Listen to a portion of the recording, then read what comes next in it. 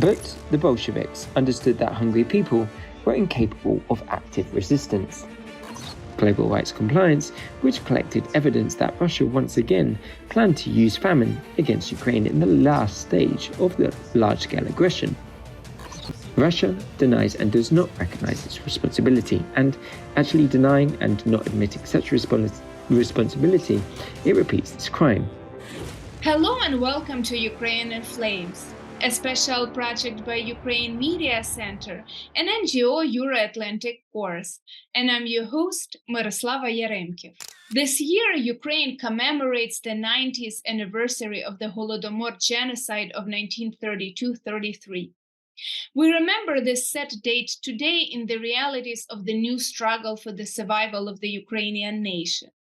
90 years after the Holodomor-genocide was committed on the territory of Ukraine, Russia is committing a new genocide, war.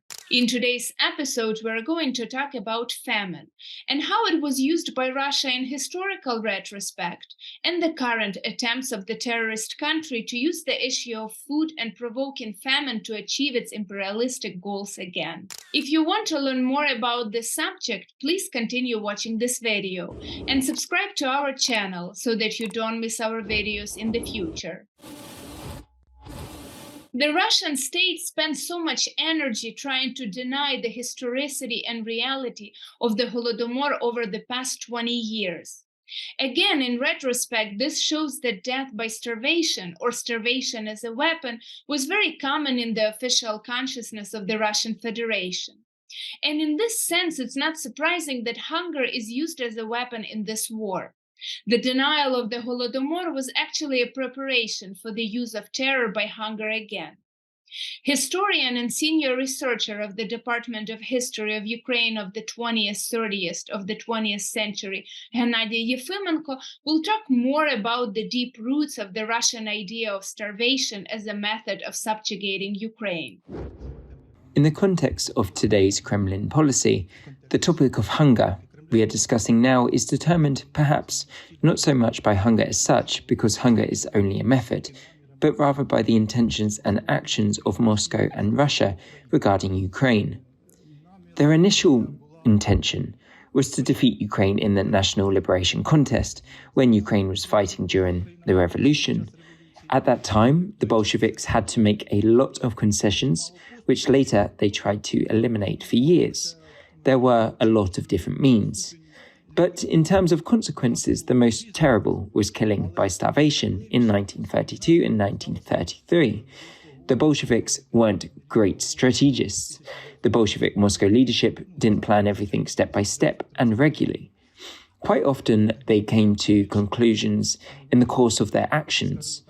I believe they came with the idea of killing by starvation, or starvation as a method of subjugating Ukraine in 1921 to 1923, when the drought, which first spread over the Volga region and then the south of Ukraine, took a very threatening scale. However, for Moscow as a metropolis, it was more important to save its own subjects and not those who resisted them. At the time, there was already Soviet Ukraine, but for a long time before that, Ukraine hadn't been controlled. That's why they raked out and took away grain, forbade talking about the famine in Ukraine, took away grain in 1921, and took away bread to feed their own people. It wasn't a determined killing by starvation yet. It was just a survival of the metropolis at the expense of the colony. But then they saw that hungry people weren't able to resist, especially in the southern regions where the Ukrainian national liberation movement was a lot less strong than in the right bank Ukraine, in the west of Ukraine, than in Soviet Ukraine. When the insurgents tried to go to the Poltava region to other regions, the Kremlin issued special directives to drive the insurgents' units to the starvation area. Having lost belief in further struggle, which was affected not only by famine, but also by a change in economic policy, the rebels left. But the Bolsheviks understood that hungry people were incapable of active resistance. Russian destruction of the dam in Novakhovka, the mining of the territory of Ukraine as large as that of other European countries, the deliberate destruction of ports, ships, and granaries, all this is to put pressure on the Ukrainians. But since Ukraine is an exporter of food all over the world, there is another aspect to it. Before the war, Ukraine fed 400 million people around the world by exporting food. Ukraine accounted for 9% of world wheat exports, 15% of corn exports, and 44% of sunflower oil exports. Russia is not only waging war against the people of Ukraine, it is also waging war against vulnerable people around the world who rely on food exports from Ukraine. Leading researcher of the Holodomor Research Institute of the National Holodomor-Genocide Museum, Andrii Ivanets, will elaborate more on that. Why did Ukraine suffer such heavy losses in 1932 to 1933? Because, on the one hand, the communist regime punished the peasantry, which made up the absolute majority of Ukraine's population and which, in the economic sense, didn't fully obey the authorities, since they had property and could act independently. On the other hand, it is indisputable that the communist regime policy was particularly cruel in Ukraine because the communist regime was afraid of Ukraine's national liberation movement. We know that the Soviet Union was preparing for what it called a world revolution, actually for their wars, expansionist wars to spread the communist region and its power. They also feared that neighbours who professed other approaches. In that context, at the turn of the 1930s, a well-known military expert, Svitchin, was given the task to find out the level of reliability of the rear. According to the military analyst's assessment, the most dangerous in terms of reliability were the Ukrainian SSR and Cuban, i.e. regions inhabited by Ukrainians. That's why on August the 11th, 1932, Stalin drew the conclusion mentioned by my colleague that things were going wrong in Ukraine both along the party line and along the Soviet line, and along the lines of special services, and that they might lose Ukraine. Ukraine was the most important issue for Stalin in August 1932. It wasn't just his paranoia, as we might think. Unfortunately, the most dreadful terror of famine in our history in 1932 to 1933, one of the worst crimes of genocide in world history, has a continuation in our time. We can see that today's Russian policy continues these traditions. In 1932, 1933, the goal of Moscow's policy was to destroy part of the Ukrainians and thus break the resistance, to influence the behavior and the way of life of Ukrainians. Unfortunately, they partially succeeded. Today, we see the same approach, when Russia's genocidal intentions also lead to the destruction of part of Ukrainians. What's more, this month we saw a study by Global Rights Compliance which collected evidence that Russia once again planned to use famine against Ukraine in the last stage of the large-scale aggression. Before that, we had guessed about it and saw that Russia tried to hinder the export of Ukrainian agriculture products in order to provoke famine in other parts of the world. Now, looking through the evidence collected by this legal company, we see that Russia also planned a famine in Ukraine.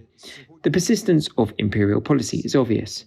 Unfortunately, the world hasn't stopped genocidal practices yet, and the only thing that gives us a very serious hope today is that Ukraine turned out to be the country that was capable of such a resistance that undermines the Russian expansion policy and undermines Russia's ability to commit genocide.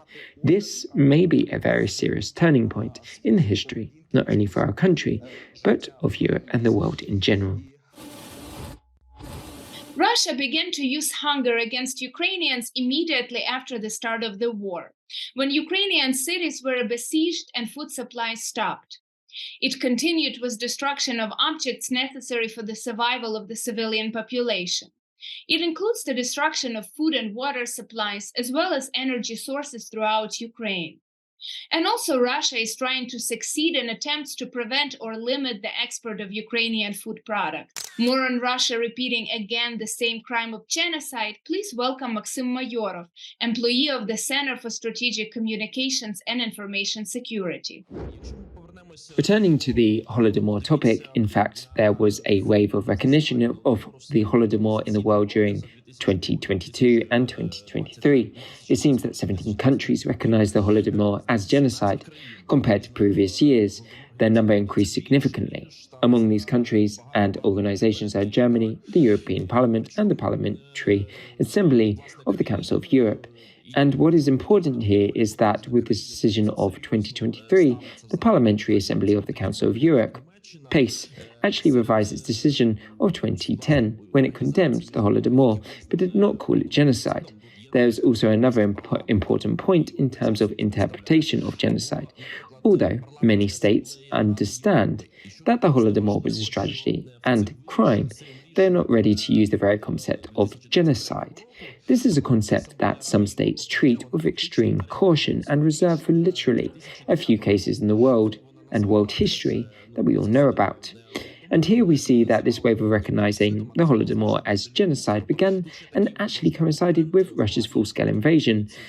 These issues are undoubtedly related because it was the full-scale Russian invasion and the genocidal nature of this aggression that forced a critical rethinking of the events of the first half of the 20th century among these countries, denies the crime of genocide. It denies in principle the criminal and artificial nature of the Holodomor as such. And we see that Russia not only undermines this thesis, but also destroys Holodomor memorials in the occupied territories. For example, they destroyed the Holodomor memorial in Mariupol, and I am sure that this happens in all settlements where there are such memorials. After liberation of these territories, we will have to rebuild these and many other monuments demolished by the occupiers. That is, Russia denies and does not recognize its responsibility, and actually denying and not admitting such responsibility, it repeats this crime. In this way, it simply normalizes this crime. They consider it a certain norm, the norm of Stalin times. Apparently, they decided that this could also be the norm in Putin's times. You've been watching a special project by Ukraine Media Center and Euro-Atlantic course dedicated to the Russian-Ukrainian war, Ukraine in Flames. In the description under this video, you can find information on how you can help Ukraine fight Russian aggression. If you find our work useful, please like and share this video. Slava Ukraini, and bright memory to all the victims of Holodomor, a Russian genocide act against Ukraine and its statehood.